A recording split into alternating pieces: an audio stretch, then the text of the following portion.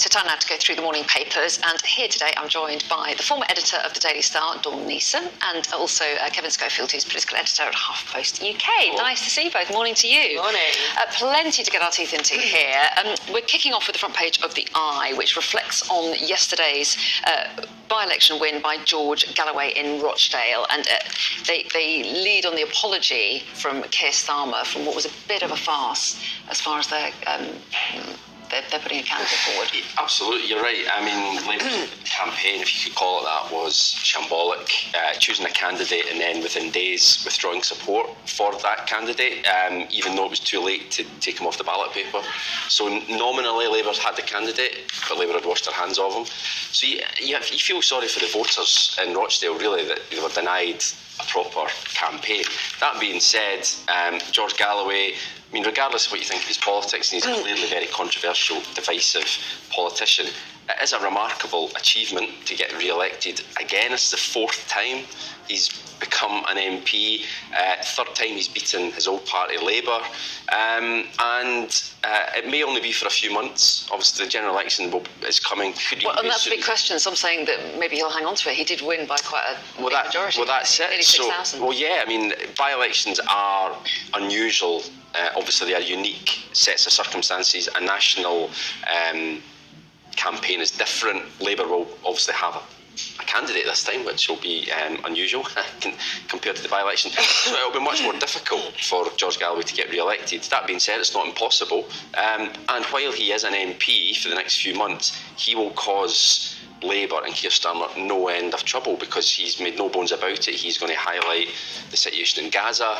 We know that that's difficult for the Labour Party. There's deep splits within Labour on how the party should approach that situation, and he will look to punch that bruise as much as possible. Well, yeah, and he's made it really clear that it's Starmer that he's got in his sights more than Sunak. I mean, he's not a fan of Sunak, as he made very clear to us last night, but how much damage do you think one MP can do you think, Dawn? A lot. I think he's already done an awful lot. Excuse me. I think it's quite extraordinary, the reaction that George Galloway, let's be honest, a great politician, a great speaker, a great campaigner, regardless of what you think of his politics. He's an amazing politician to do what he's done. But he's caused so much damage. It's quite extraordinary that him getting elected in a by-election has caused so much uproar amongst our two political parties. And let's be honest, the only reason he was elected in the first place is because our two main political parties, Conservative and Labour, are in pieces. The division is already there. He would not have achieved this if the votes in Rochdale had gone, I can't vote for Conservatives, I can't vote for Labour. Who else is there? Well, yeah, and an independent came second. The independent came second. Yeah, exactly. That was a very important point as well. It's a rejection of all the main parties. Totally. And we've seen that the opinion polls have been telling us for a long time now. There's a lot of apathy out there. There's a lot of don't knows. A lot of people are fed up with the Conservatives after 14 years, but they're not completely sold on Labour. There's no great love or enthusiasm there, and that was another reason why George Galloway won yesterday. And then the other main story that's on the front page of the papers is Rishi Sunak's speech last night, in which he referred to the Rochdale by-election, didn't he, Dawn? And this was something of a surprise. We heard that he was making a speech. He then decided to do it outside Downing Street. Yes. Everyone thought, what is this about? Instantly, you thought general election. Absolutely. So what did he say, and how the papers? Well, it was again quite astonishing, the fact that George Galloway has had this tsunami effect on politics with the main political parties. So we had Rishi Sunak come out outside Number 10 with the lectern there, and you thought, oh my God, general election, what's happening? And he came out with this, as the Express are calling it, a landmark speech, calling out the shocking increase in extremism, threatening to tear Britain apart, and urges the country to stand together. Now, depending on where you stand on Rishi Sunak, it was either a landmark speech which was saying a lot of things that he should have said probably before this, to be honest with you, or it was, well, yeah, it's all rhetoric. What's he actually going to do? Because you heard some very, very strong words there. I didn't actually hear any strong policies about what, we are going to back the police if they are going to clamp down on extremism with the marches, etc., going through, the Palestinian marches. But he didn't actually say how, what he was going to do. But it was a very dramatic speech, a very dramatic thing to do. Honestly, Anne, I've never seen anything anything like it before. I was quite astonished by what What's I your was feeling about watching. what he's trying to achieve, given that he wasn't announcing policies? He promised a robust framework, but we don't have details of what that Yeah. was. So what do you think he was trying to do, Kevin? I mean, he was obviously trying to demonstrate to the public, you know, I'm aware of the issue, I'm aware that the country is divided at the moment. There's an awful lot of concern over the marches about the war in Gaza. Just a feeling of nervousness maybe out there amongst the public, that people are just unsure as to which direction the country is going in at the moment.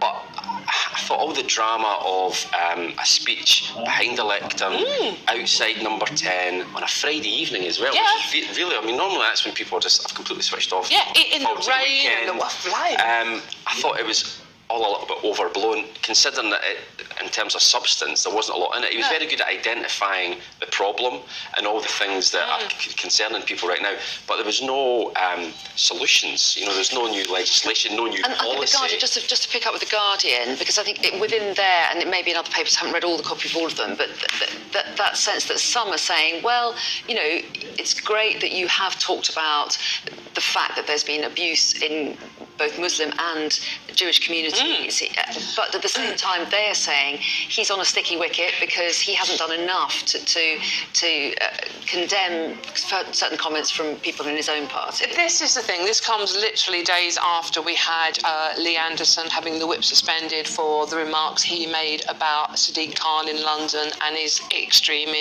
Islamist extremism. And Rishi Sunak didn't do anything then. He suspended the whip, but He said that what he said was wrong. yeah, he said what is wrong, but no one in the Conservative Party actually said it was Islamophobic, did they? They struggled It with was that really word. strange. They It kept was saying really. wrong They kept all saying the it was time, wrong, and it wasn't. We don't agree with what he said, but no one actually used that word. So people are saying, well, why didn't he come out and make this dramatic speech then? And I would, on the counterbalance, why didn't he come out when we saw what is perceived to be an anti-Semitic trope beamed onto Big Ben? You know, and basically there were a mob outside Parliament that day. Why didn't he come out and say something then? It's the fact that George Galloway has won Rochdale that has created this reaction. And the Guardian are quietly saying, democracy. The headline is "Democracy at the Threat of Extremists claims Sunak." I mean, yeah, Sunak is right to do so.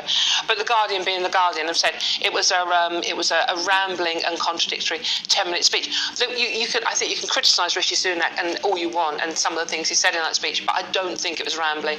I don't think he contradicted himself. What I wanted to hear was more policy and less rhetoric, though. Very quickly, the Telegraph, democracy under threat, they use that quote as well, Yeah. Kevin. And obviously some concern about MPs feeling threatened as well, and whether or not that could affect the democratic process. Well, absolutely. I mean, MPs need to be able to do their job without fear of intimidation or their personal safety, and that of their families as well. You know, absolutely protest. Completely in favour of that. However, I think it crosses the line when you're protesting maybe outside MPs' homes and as I say, threatening their families. You've got to be able to draw the line there, I think. We're out of time, but you will both be back in the next hour. I'm very happy to say lots more to talk about then, and we'll bring you the top stories in just a moment.